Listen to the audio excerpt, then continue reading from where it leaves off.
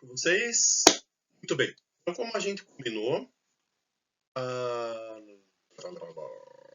agora vocês vão ter a minha participação no trabalho que vocês vão fazer, né, no seminário que a gente vai fazer junto. Então, eu vou dar uma introdução para vocês sobre a Semana da Arte Moderna de 1922, porque ela foi importante para nós, porque ela nos dá um novo aspecto na literatura e na produção literária no Brasil no início do século XX, bom, ali em 1922. Então, a gente vai falar sobre a Semana da Arte Moderna. Na verdade, foram só 3 dias, né? A gente chama de Semana da Arte Moderna, mas elas aconteceram 13, 15 e 17 de fevereiro de 1922. E vamos falar um pouquinho sobre a primeira geração modernista, tá? A primeira geração a partir desse movimento do modernismo que culminou na Semana da Arte Moderna. Então, como eu já disse, a semana de 22 é a primeira geração modernista. Vocês podem acompanhar no livro didático a partir do capítulo 6, tá bom? Olha, como eu sempre tenho começado, eu acho que assim, as imagens elas falam muito, falam às vezes mais do que 1000 palavras. Então, essas duas imagens são de 2 artistas brasileiros desse momento, do modernismo no Brasil. Por exemplo, a primeira do Lazar Segal, se chama Aldeia Russa, lá de 1912. Percebam a forma, as cores, os personagens, o tipo de arte, e se vocês já viram algo parecido, mesmo hoje, né? Ou se vocês lembram de algo parecido antes desse quadro. O do lado se chama Corso Ritmo, de 1915, da Anita Malfatti. Mesma coisa.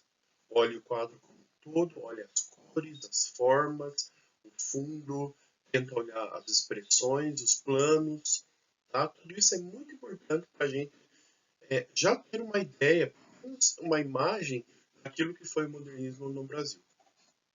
Então, veja, a Semana de 1922, ela é um marco histórico, artístico, cultural fundamental no Brasil. Por isso que esse conteúdo é tão importante para vocês. Por quê? Porque a partir de 1922, a partir do que aconteceu nessa Semana da Arte Moderna, ali no Teatro Municipal de São Paulo, lá 13, 15 e 17 de fevereiro de 1922, ela deu um boom em todas as produções culturais e artísticas do Brasil, inclusive, obviamente, a literária. Né? Então, na história, o que a gente tinha? Dá uma olhadinha na primeira imagem. Então, nós temos ali que seria o centro de São Paulo. Então, se vocês perceberem, a gente tem bastante movimento, né? A gente tem uma europeização da cidade de São Paulo, uma urbanização, como eu tenho falado já para vocês, e mais do que isso, a gente tem literalmente a indústria entrando nas casas das pessoas. Por exemplo, as mulheres trabalhando. Então, esse é um avanço histórico, um avanço a partir da Revolução Industrial. Então, na história do Brasil, a gente tinha basicamente o quê? A gente tinha essa intenção do Brasil novo, urbano, moderno, industrializado, e não necessariamente a sociedade em si, as pessoas, acompanhavam essa urbanização. Lembrando, um detalhe muito importante que eu já comentei antes com vocês, existe um paradoxo da urbanização na cidade versus a desurbanização do campo. Ou seja, as pessoas saíam do campo, iam para a cidade em busca dessa modernização. Então, como aspecto histórico, a gente tem São Paulo como marco da Semana da Arte Moderna de 1922. O que acontecia ali? Acontecia, gente, um boom de imigração. Então, nesse momento, aproximadamente 35 mil imigrantes tinham chegado até o Brasil até 1883 e em 1920 chegava a 500 mil. Então veja que foi muito, muito, muito mais do que o que vinha acontecendo e nós estamos falando de 37 anos. Então veja que a imigração é um fator fundamental, principalmente aqui para São Paulo. Né? A gente tem até hoje São Paulo sendo Tem uma capa de um livro que se chama Pauliceia Desvairada, e a capa do livro são vários losangos coloridos, e a intenção dessa capa e dessa arte, né, era mostrar os vários povos que constituíam São Paulo. Então, inclusive é um livro modernista, né, Pauliceia Desvairada, do Mário de Andrade. É muito legal, vale a pena ler. A gente teve também a baixa do café, ou seja, a indústria do café, perdão, a indústria trouxe o que para o café? Uma menor produção lá no campo, porque a indústria trouxe modernização, energia elétrica, modernização dos rios, linha telefônica, radiodifusão, modernização da imprensa. Então, os grandes senhores de café, eles acabavam preferindo vir à cidade, investir numa indústria aqui e abandonar lá o campo, a produção do café. O movimento operário, ele começa a acontecer aqui no Brasil, principalmente com algumas mobilizações, como a greve, o movimento anarquista, e a grande reivindicação desse momento era a briga pela jornada de trabalho de apenas 8 horas diárias. Imagina, né, quantas horas as pessoas não trabalhavam nessa época. Portanto, a gente vivia o quê? A transformação da sociedade versus a acompanhada da modernização urbana, da modernização ali da cidade. Então, esse é um dos cartazes da exposição da Semana da Arte Moderna. Como disse para vocês, é um marco histórico do modernismo e da arte moderna no Brasil. Guardem isso. Okay? Então, a Semana da Arte Moderna aconteceu em São Paulo. E qual era a intenção dos artistas ali da época? Era que fosse um evento que apresentasse esse novo modo de definir a nova arte que se produzia aqui no Brasil. Okay? Aqui são dois convites, do dia 13 e do dia 17. Vocês vejam que lá no dia 13 haveria um grande festival às 8h30. Os bilhetes foram antecipadamente vendidos. O segundo dia foi o mais polêmico de todos, o dia 15, que foi onde eu ouvi uma palestra que apresentou os ideais do modernismo, o manifesto modernista. Causou muita polêmica, as pessoas vaiaram, jogaram tomates. Daí depois falaram que o próprio Oswald de Andrade, que era um maluco, contratou pessoas para fazer essa vaia, só para mostrar, para dar mais repercussão. E no dia 17 houve então um concerto de Villa-Lobos. Villa-Lobos, para quem não sabe, ele é um músico. Ele fez, por exemplo, uma ópera muito famosa que se chama Guarani, que é muito joia. Inaugurando também na música essa questão moderna que nós tínhamos. Esse é um aspecto mais artístico das obras visuais, né, da arte visual, como a pintura, o quadro. Esse quadro é da Anita Malfatti, ela chamou esse quadro de O Homem Amarelo.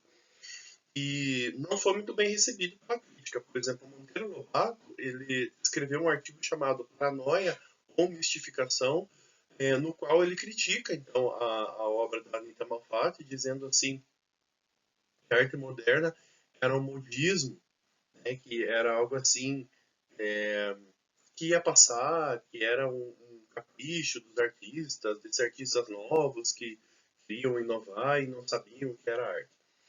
Na verdade, dentro do manifesto modernista, os modernistas, né, vão dizer assim que a arte moderna não era só um modismo. Ela veio para transformar conceitos e se estabelecer em definitivo. Isso é muito verdade. A gente vai estudar algumas coisas daqui a pouco e vocês vão perceber que realmente aquilo que o movimento modernista trouxe, pregou, foi uma libertação para o Brasil. Porque a partir do modernismo a gente teve a liberdade para criar, fazer arte, consumir arte a partir da identidade cultural do Brasil. Uma semana de 22, lá no Museu de Arte de São Paulo, aconteceu nesses 3 dias no Teatro Municipal de São Paulo e foi uma data especificamente escolhida porque se celebrava o centenário da independência política do Brasil. E também, a partir disso, eles pretendiam uma independência artística e também cultural. do resto do mundo, né, de Portugal, da Europa. Então, algo que fosse brasileiro, independente. Aqui são alguns dos idealizadores, então a gente tem aí, por exemplo, Rubens Borba, o Couto de Barros, o próprio Manuel Bandeira, o Mário de Andrade, o Oswald de Andrade, o Graça Aranha, Paulo Prado, então, alguns dos idealizadores e a comissão organizadora, vamos dizer assim, da Semana da Arte Moderna.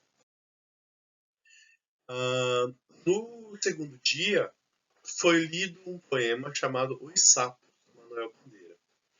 Um pedacinho aqui para eles, né? E fonando os papos, saem da penumbra os pulos dos sapos, a luz os deslumbra. Em ronco que a terra berra o sapo boi. Meu pai foi à guerra. Não foi, foi, não foi. Aqui a gente tem uma sinestesia, né? A imitação do sapo lá na lagoa. E quem são esses sapos? Quem que eles estão chamando dos sapos enfunados, loucos? Porque existe um movimento novo acontecendo. Os parnasianistas. Então, nesse momento, os modernistas fazem uma crítica ao parnasianismo, principalmente a partir desse poema Os Sapos, do Manuel Bandeira. Então, quando vocês virem esse poema em alguma prova, em algum vestibular, lembrem-se. É um poema modernista, lido na Semana da Arte Moderna, lá de 1922, do Manuel Bandeira, é uma crítica ao parnasianismo. Vamos lembrar o que era o parnasianismo? Aquele movimento fechado. Os poemas eram sonetos, lembra? Tinha que ter 2 quartetos, 2 tercetos, 10 versos, rima A, BPA. Então, era uma forma fixa de se fazer arte. Os modernistas, eles querem rasgar, eles querem liberdade de expressão, nada de forma fixa. Ah, nesse momento foram escritos alguns manifestos. O que eram esses manifestos? Eram nada mais nada menos do que documentos que mostrassem quais eram os ideais, as intenções e as características do movimento modernista. Então, por exemplo, nós temos o Manifesto da Poesia para o Brasil, lá de 1924, escrito pelo Oswald de Andrade, o Manifesto Regionalista, de 1926, do Gilberto Freire, o Antropófago, ou Antropofagista, do Oswald, de 1928, e o Manifesto Mengu Verde Amarelo, de 1929, que alguns falam que é do Mário de Andrade, tá? Mas qual que era a intenção desses manifestos? Era principalmente mostrar que o Brasil precisava se libertar dessa influência europeia, né, estrangeira, e que era fundamental estabelecer um olhar crítico, por meio de um olhar crítico, valorizando a mistura, a miscigenação e principalmente a cultura nacional originalmente brasileira. Olha que interessante, eles chamavam de escola e floresta. Por quê? Eles queriam dizer assim, ó, é importante você conhecer, você estudar, mas também é importante você agir por instinto, né? Essa questão cultural brasileira.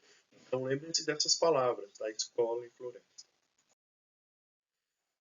Um quadro que mostra muito bem isso que eu estou falando para vocês, como eu digo para vocês sempre, eu gosto muito de trabalhar com imagem, esse é o quadro chamado Abapuru, da Tarsila do Amaral. Ela foi em 1928, então ele não estava na Semana da Arte Moderna, mas ele retrata essa questão da escola e da floresta, né? E também retrata a questão dos aspectos brasileiros na arte. Percebam as cores, né? Verde, amarelo, azul, percebam a questão do nome Abapuru, né? Uma questão indígena que a gente tem muito forte aqui no Brasil, né? Os guaranis. Enfim, a forma, o conteúdo. Alguns aspectos, então, agora, da primeira geração modernista. O que significa a primeira geração modernista?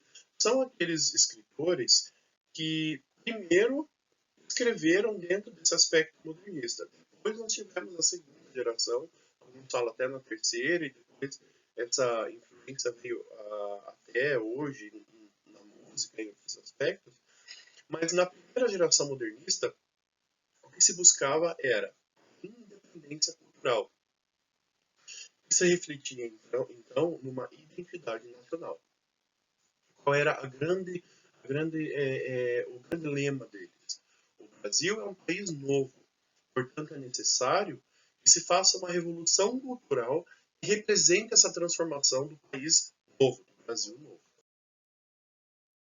Falando então sobre os aspectos da primeira geração, a gente tinha essas características. Então a gente tinha muita mistura, ambiguidade, paródia. A gente já trabalhou um pouquinho com paródia, né? Quando você imita um texto, uma música e tal.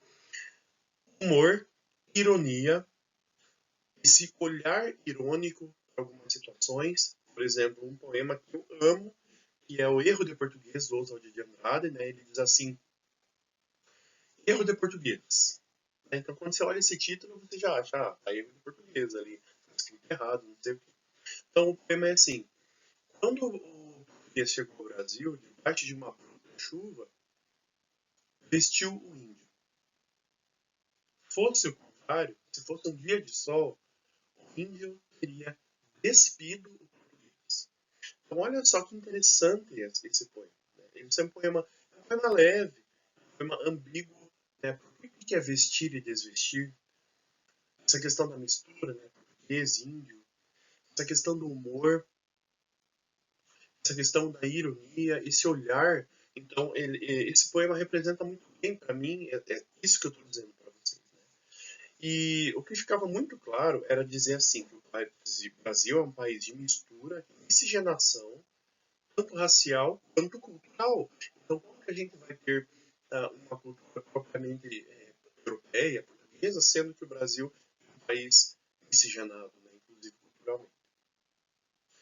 Outro lema forte do modernismo é a questão da liberdade de expressão, né? Que a gente está vivendo algumas coisas interessantes hoje na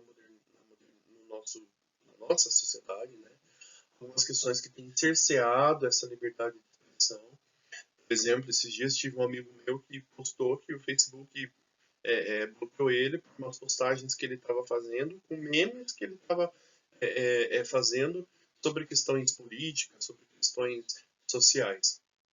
E olha que nem era contra o Bolsonaro, hein? Então, simplesmente assim, algumas questões que a gente percebe quanto ao cerceamento da linguagem. Né? Nesse momento, vou abrir um parênteses aqui muito rápido, porque eu quero falar mais tempo com vocês sobre isso. A questão do uso dos pronomes neutros, né? Como a gente, como estudioso, como linguista, a gente respeita as lutas das minorias, principalmente essa questão da, da briga, assim, por igualdade social e tal. A gente não existe elo, não existe dile, não existe todes. Gente, não existe, não faz sentido essa mudança por vários aspectos. O primeiro deles é que se uma palavra termina em e, ela não é neutra. Também. Por exemplo, se eu falo aqui para vocês, oi rapazes, vamos dizer assim, que eu estou me referindo aos meninos, mas terminou em e. Se eu digo oi mulheres, eu estou me referindo às mulheres, mas terminou em e, então não é neutro. Não existe, gente, tá? Então, isso é cercear a linguagem, ok? A gente tem que tomar muito cuidado com algumas expressões que nós usamos, algumas expressões ofensivas, obviamente, mas tem coisas que piram, que saem do rumo. Tá? Por exemplo, tem expressões racistas que o povo diz que é racista, mas não tem nada a ver com a etimologia da palavra. Por exemplo, o uso da palavra mulato. Eu estava ouvindo esses dias que é preconceituoso, que não pode usar. Gente, não tem nada a ver. A origem da palavra se refere a mulos. E sabe o que mulo significa? O que eu estou falando para vocês aqui. Mistura, miscigenação. Então, você chamar alguém de mulato, você não está dizendo que ela é igual a uma mula. E, aliás, mula, por que tem esse nome? Porque é uma mistura de cavalo com égua. Ou égua com burro, sei lá. Então, assim, esse cerceamento da linguagem é algo que foi conquistado com muita briga. Você veja quanto tempo. Lá, só em 1922, o povo começou a brigar e foi criticado, e levou muita paulada com isso. Anos sofrendo, até que, enfim, a sociedade entendeu que as pessoas podiam ter essa liberdade de expressão. E para fechar tudo isso, minha opinião pessoal, existem palavras que nós usamos que podem ofender, magoar e ferir muito mais as pessoas do que simplesmente deixar de usar algum termo que não faz sentido linguisticamente, ok? Voltando a falar da primeira geração. Então, todo tema passou a ser tema de poesia e toda palavra passou a ser poética. Eu acho linda essa frase. Então, todo tema passou a ser poesia e toda palavra passou a ser poética, ter poesia na sua palavra. Isso é liberdade de expressão que a gente não pode perder. Ainda alguns aspectos da primeira geração, a gente tem uma linguagem vibrante. Em que sentido? Uma linguagem viva, uma linguagem alegre, feliz, você lê rapidinho. É uma linguagem mais coloquial, uma linguagem, portanto, mais maleável, não é tão fechada, não é tão formal. Existe uma relação muito forte de forma e conteúdo, ou seja, o que se escreve está diretamente relacionado a como se escreve. Isso é muito importante. Tá? O aspecto mais importante da linguagem, da produção modernista é esse. O que se escreve está diretamente relacionado a como escreve. Portanto, versos rimados, ritmados, como o soneto, não tem no modernismo.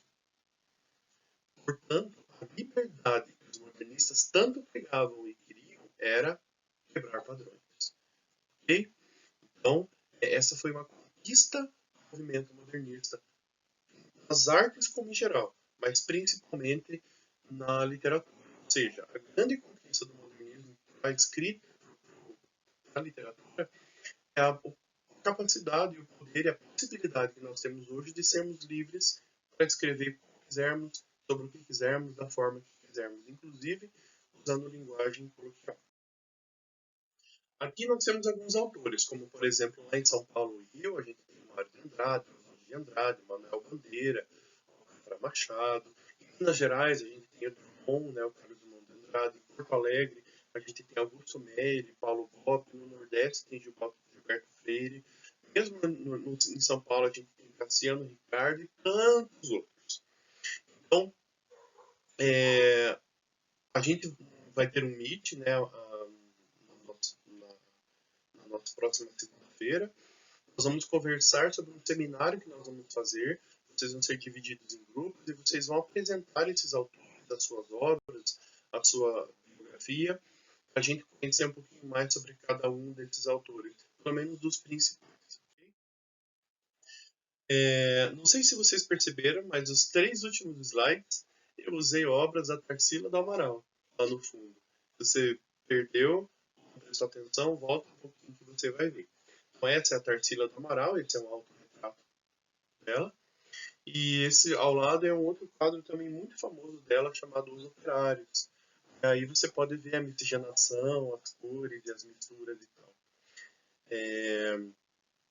Isso que os modernistas fizeram, né, como eu disse para vocês, foi uma conquista para a gente lembrar que todos nós somos misturados, né? O Brasil é um país mestiço, é um país mulato, é um país miscigenado, todo, tanto culturalmente quanto racialmente. Então, dizer, por exemplo, que essa separação, né, em grupos, em pequenos grupos, isso não é saudável para um país. Ok? Então, pensem sobre isso. Muito obrigado, pessoal, pela atenção de vocês. Essa aula foi um pouquinho maior, mas a gente falou bastantes coisas importantes aqui. Não percam a próxima aula, eu vou falar sobre a segunda geração modernista, poesia e prosa. Ok? Valeu, fique com Deus, até a próxima.